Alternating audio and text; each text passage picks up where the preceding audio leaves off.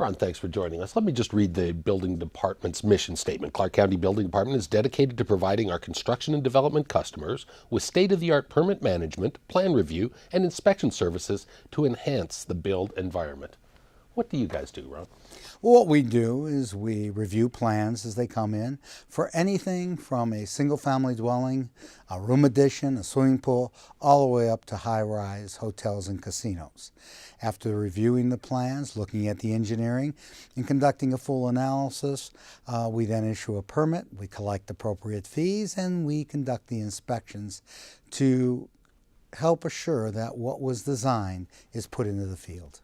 Let's take an example, say IKEA Furniture. Everyone knows about this amazing Swedish furnishing company that's coming to town here. They announced they're coming last year. This year they're breaking ground and they'll be open next year. Tell me what the building department, what your folks kind of do each step of the way. Well, we're one of the constituent departments in any development process. We get there a little bit at the beginning, but mainly at the end, where the rubber meets the road.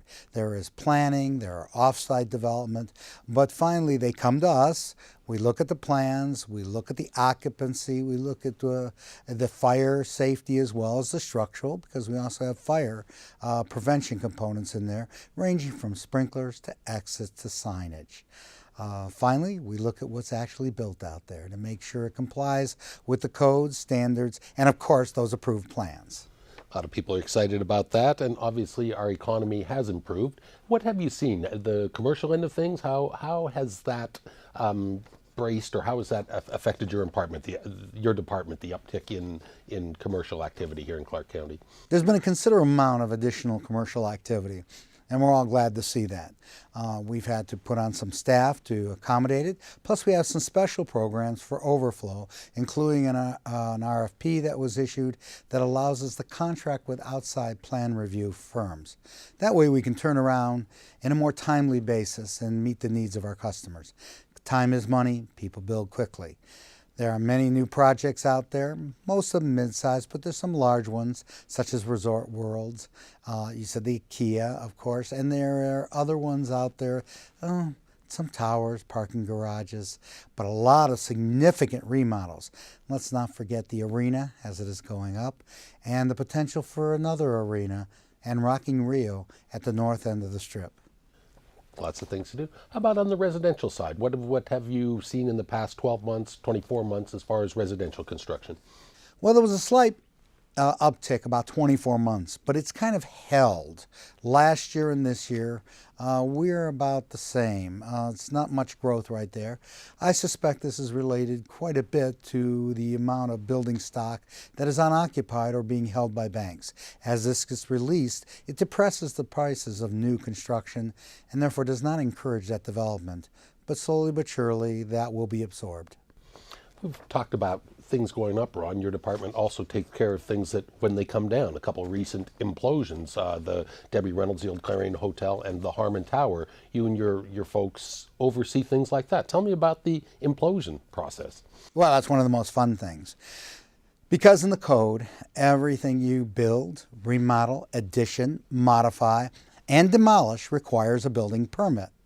So we're out there looking at the demolition to make sure it's undertaken in a safe manner, particularly explosive demolition, which involves not only loading a building with explosives, but a certain amount of storage until such time as the explosions can occur.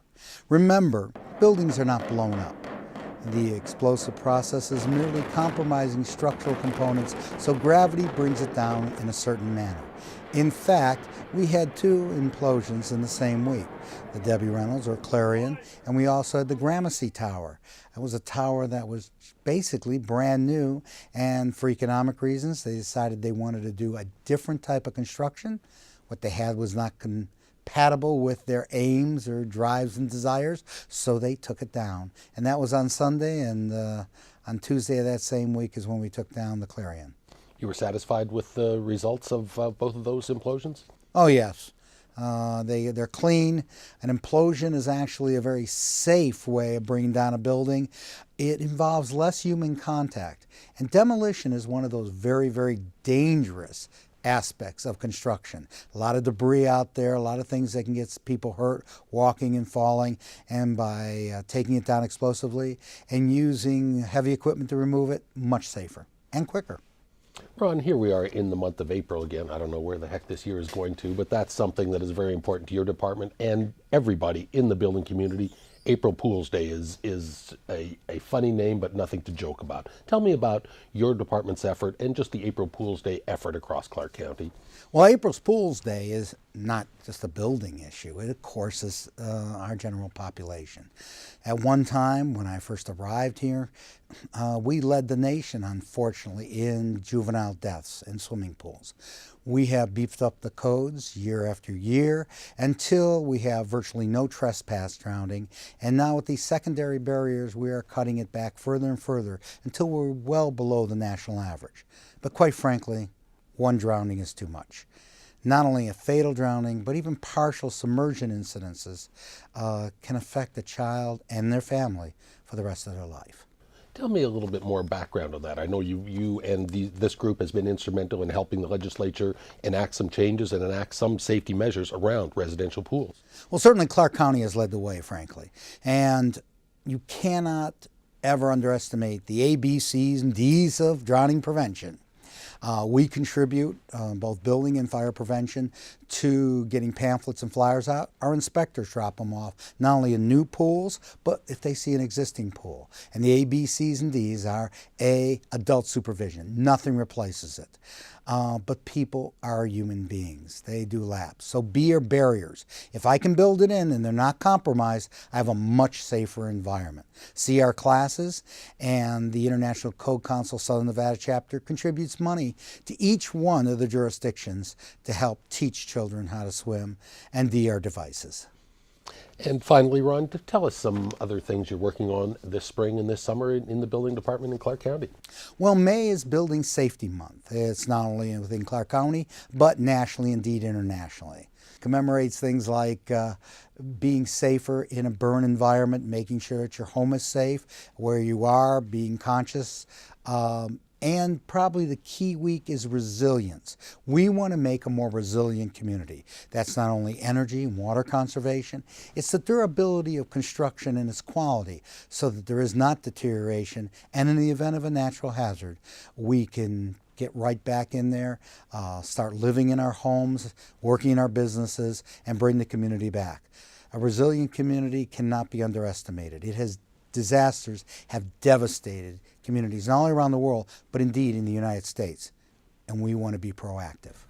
And finally, for anything we've talked about here or any types of permits, you guys have an amazing online presence. Tell our viewers here about what things that can be accomplished online. We can go to www.clarkcountynv.gov, get to the building department, and we have dozens of how-to guides. We have technical guidelines to explain how things are done. I think we're up to 600 now. More comprehensive than any jurisdiction I'm aware of in the United States, and I'm out there a lot. I chair the Major Jurisdiction Committee. We are known for our best practices, and we're constantly looking for other departments' best practices to refine our service delivery to the consumer, to our public in Clark County. Appreciate you being here. Thank you very much. Thank you very much, Rennie.